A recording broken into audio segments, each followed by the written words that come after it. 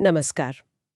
आज हम 3 जून 2025 की कुछ महत्वपूर्ण समसामयिक घटनाओं पर बात करेंगे।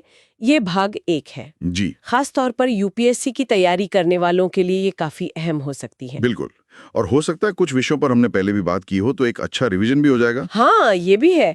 तो आज हम नई सरकारी पहल, पर्यावरण से जुड़े कुछ मुद्दे, चर्चित स्थान, स्वास्थ्य और अंतर्राष्ट्रीय घटनाक्रम देखेंगे। जी, कोशिश रहेगी कि हर विषय के मूल तत्व और उसके महत्व को समझें। चलिए तो शुरू करते हैं। पहली खबर गोवा से है। वहाँ यूएलएलएस नव भारत साक्षरता कार्यक्रम के तहत पूर्ण साक्षरता हासिल कर ली गई है। ये तो बड़ी उपलब्धि है। निश्चित रूप से। और ये 2030 तक पूरे देश में पूर्ण साक्षरता का जो लक्ष्य है, उस दिशा में एक अहम कदम है। अच्छा, ये यूएलएलएस कार्यक्रम है क्या असल में? देखिए, ये 2022 से 2027 के लिए केंद्र की योजना है और ये राष्ट्रीय शिक्षा नीति 2020 के हिसाब से ही है। ओके। इसका मकसद है 15 साल या उससे ऊपर के वो वयस्क जो स्कूल नहीं जा पाए हैं, उन तक पहुंचना। तो इसमें सिर्फ पढ़ना लिखना सिखाते हैं जी या कुछ और भी है? नहीं, उससे कहीं ज्यादा है। इसमें देखिए, बुनियादी साक्षरता और संख्या ज्ञान तो है ही, साथ में महत्वपूर्ण जीवन कौशल भी हैं। जीवन कौशल भी? अच्छा। हाँ, और बुनियादी शिक्षा, व्यावसायिक हुनर मतलब वोकेशनल स्किल्स और निरंतर सीखने के मौके, ये सब शामिल हैं। विजन जन जन साक्षर है। और ये काम स्वयं सेवा मतलब वॉलंटियरिंग के जरिए हो रहा है। इसके लिए एक ULILS ऐप भी है। अच्छा। जी, सीखने वाले और स्वयंसेवक दोनों उस पर रजिस्टर कर सकते हैं और वो ऐप NCERT के दीक्षा पोर्टल से जुड़ा है। समझ गए। चलिए अब जरा पर्यावरण की ओर चलते हैं। स्विट्जरलैंड से बिर्च ग्लेशियर के ढहने की खबर है। हाँ, ये लोटशेंटल घाटी में है। ये ग्लेशियर हाल ही में ढह गया, जिससे लोन्जा नदी का बहाव रुक गया। अरे। और इसमें एक दिलचस्प बात ये थी कि ये स्विट्जरलैंड का शायद इकलौता ग्लेशियर था जो सिकुड़ने के बजाय आगे बढ़ रहा था। आगे बढ़ रहा था? ऐसा क्यों? ज्यादा बर्फबारी? नहीं, बर्फबारी की वजह से नहीं, बल्कि वो चट्टानों के खिसकने मतलब रॉकफॉल की वजह से। अच्छा, तो क्या ये भी मतलब क्लाइमेट चेंज का ही असर है? बिल्कुल। ये एक तरह से दिखाता है कि जलवायु परिवर्तन के असर सिर्फ ग्लेशियरों के पिघलने तक ही नहीं है, सही बात है। बल्कि अचानक ढहने जैसी अप्रत्याशित घटनाएं भी बड़ा खतरा बन सकती हैं। और वैसे भी स्विट्जरलैंड, जिसके पास यूरोप के सबसे ज्यादा ग्लेशियर हैं, वो तेजी से अपनी बर्फ खो रहा है। आंकड़े क्या कहते हैं? आंकड़े बताते हैं कि 2022 में 6% और 2023 में लगभग 4% वॉल्यूम कम हुआ है। काफी तेजी से पिघल रहे हैं। ये तो चिंताजनक है। अच्छा, भारत में भी एक पक्षी अभयारण्य चर्चा में है, नल सरोवर। जी, गुजरात में अहमदाबाद से ज्यादा दूर नहीं है। वहां हाल ही में एक दुर्लभ आर्कटिक समुद्री पक्षी देखा गया है, सबाइन गल। सबाइन गल? अरे वाह। हाँ, भारत में 2013 के बाद ये पहली बार दिखा है। पिछली बार केरल में देखा गया था। अच्छा, और नल सरोवर के बारे में कुछ खास? नल सरोवर एक उथली झील है, प्राकृतिक झील। इसमें करीब 360 छोटे छोटे टापू हैं। इसे 1969 में पक्षी अभयारण्य घोषित किया गया था और 2012 में रामसर साइट का दर्जा मिला। रामसर साइट यानी अंतर्राष्ट्रीय महत्व की आर्द्र भूमि। बिल्कुल। यहाँ फ्लेमिंगो, पेलिकन, सारस क्रेन जैसे कई पक्षी आते हैं। और ये जो सबाइन गर्ल है, ये आर्कटिक में प्रजनन करता है। IUCN लिस्ट में लीस्ट कंसर्न श्रेणी में है। ठीक है, अब तकनीक और शासन से जुड़ी एक पहल पर आते हैं, नक्शा कार्यक्रम। इसका दूसरा चरण शुरू हो रहा है। हाँ, नक्शा। इसका पूरा नाम है national geospatial knowledge based land survey of urban habitations. ये असल में मौजूदा DILRMP यानी digital India land records modernisation programme, उसी का हिस्सा है।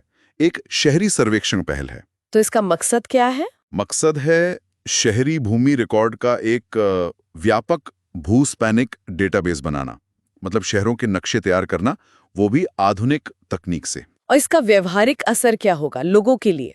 देखिए, भारतीय सर्वेक्षण विभाग इसका तकनीकी पार्टनर है। उम्मीद है कि इससे शहरों के नक्शे बनेंगे, भूमि शासन सुधरेगा, प्रॉपर्टी रिकॉर्ड ज्यादा व्यवस्थित होंगे, है ना? हाँ। और शहरी नियोजन मतलब अर्बन प्लानिंग में मदद मिलेगी। पायलट प्रोजेक्ट अभी 26 राज्यों के 152 शहरों में चल रहा है। ये तो काफी महत्वपूर्ण पहल लगती है। चलिए अब जरा अंतर्राष्ट्रीय पटल पर देखें। भारत ने समोआ को उसके स्वतंत्रता दिवस पर बधाई दी है।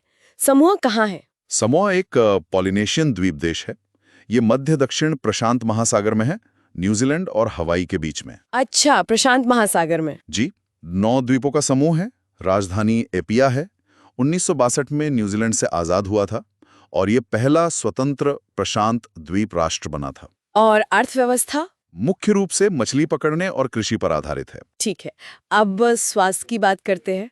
प्रीक्लैम्सिया, हाल ही में विश्व प्रीक्लैम्सिया दिवस भी था। ये क्या है?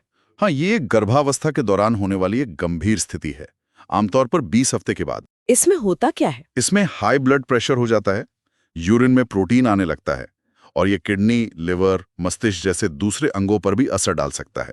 सूजन, सिरदर्द, धुंधली दृष्टि जैसे लक्षण हो सकते हैं। लेकिन आपने कहा गंभीर स्थिति है। हाँ, क्योंकि कई मामलों में लक्षण नजर ही नहीं आते, इसलिए नियमित जांच बहुत जरूरी है। WHO के मुताबिक दुनिया भर में 2 से 8% गर्भधारण में ये होता है और ये माँ और बच्चे दोनों की मृत्यु का एक बड़ा कारण है। इसका कोई इलाज है? सटीक कारण तो पता नहीं, प्लेसेंटा से जुड़ी समस्या मानी जाती है और इसका एकमात्र निश्चित इलाज बच्चे का जन्म है। ओहो, मतलब जागरूकता बहुत जरूरी है। बिल्कुल। अच्छा, इसी बीच उत्तराखंड से एक अच्छी खबर है। फूलों की घाटी राष्ट्रीय उद्यान फिर से खुल गया है। हाँ, चमोली जिले में ये यूनेस्को विश्व धरोहर स्थल है और पर्यटकों के लिए अब फिर से खुल गया है। ये नंदा देवी बायोस्फीयर रिजर्व का हिस्सा है ना? जी, उसका एक कोर जोन है। अपने तरह तरह के फूलों, ऑर्किड, पॉपी, गेंदा और औषधीय पौधों के लिए मशहूर है। साथ ही दुर्लभ वन्यजीव भी मिलते हैं, जैसे हिम तेंदुआ। बहुत सुंदर जगह होगी। अब कृषि क्षेत्र में एक और पोर्टल की बात हो रही है, कृषि निवेश पोर्टल। जी, सरकार की कोशिश है कि कृषि क्षेत्र में निवेश को बढ़ाया जाए। तो इसके लिए केंद्र और राज्यों की जो अलग अलग योजनाएं हैं, उन्हें एक ही डिजिटल प्लेटफॉर्म पर लाया जा रहा है। ये कृषि मंत्रालय की पहल है। हाँ, कृषि एवं किसान कल्याण मंत्रालय की। मकसद यह है कि किसानों, उद्यमियों और उद्योगों को योजनाओं की जानकारी आसानी से एक जगह मिल जाए, निवेश की प्रक्रिया सरल और पारदर्शी बने। इसमें कौन कौन सी योजनाएं हैं अभी? इसमें 7 मंत्रालयों की करीब 17 प्रमुख योजनाएं शामिल हैं, जैसे कृषि इंफ्रा फंड है, पीएम किसान संपदा योजना है, पीएम कुसुम योजना है। और सुविधाएं? यूजर फ्रेंडली इंटरफेस बनाने की कोशिश है, चैटबॉट से मदद मिलेगी। एक तरह से वन स्टॉप शॉप बनाने का विचार है। ये तो किसानों और उद्यमियों के लिए काफी फायदेमंद हो सकता है। हाँ, अगर जानकारी सुलभ हो तो निवेश आसान होगा, पर चुनौती रहेगी कि अलग अलग राज्यों की योजनाओं को सफलतापूर्वक इस पर लाया जाए। सही है। अच्छा, अब रक्षा तकनीक की बात। तुर्की के बायराक्तार TB2 ड्रोन, ये क्यों चर्चा में है? खबर ऐसी है कि पाकिस्तान में किसी ऑपरेशन के दौरान इनकी कथित विफलता हुई, जिससे इनकी प्रतिष्ठा पर सवाल उठ रहे हैं।